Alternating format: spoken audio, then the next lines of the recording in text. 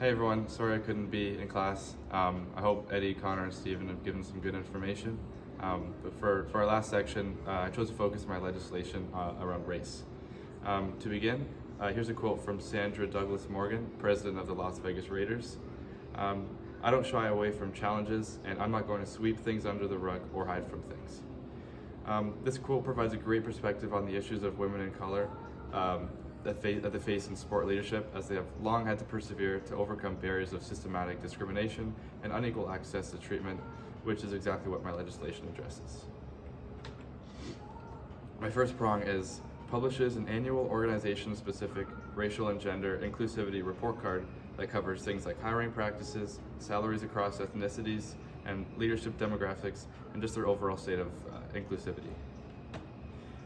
This piece of legislation focuses on creating accountability and transparency on the organization's commitment to creating a diverse and inclusive environment through their hiring, pay, and leadership. I came up with this prong through our work with the TIDES data and how, just like their gender and racial report card, can be a tool for organizations to reflect and act on their practices.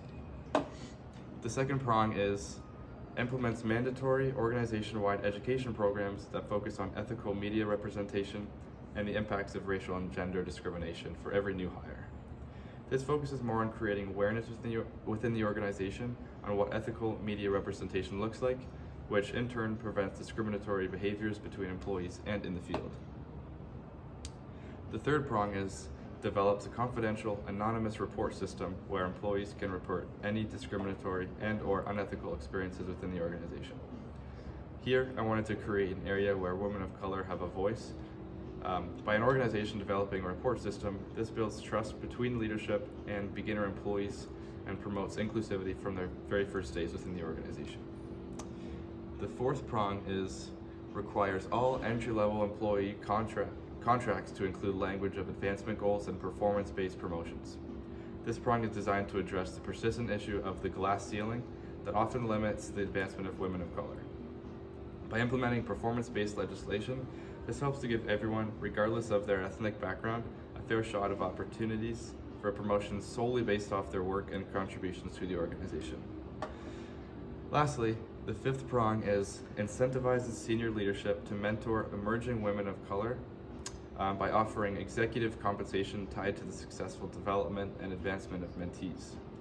This prong breaks the idea of the old boys club as discussed in class. By incentivizing mentorship of women employees of color, this encourages leadership to invest time and resources into developing the next generation of female employees. It also supports long-term advancement by providing insightful experiences and guides them along the path to break systemic barriers and advance them to the top of leadership positions in sport. Thank you.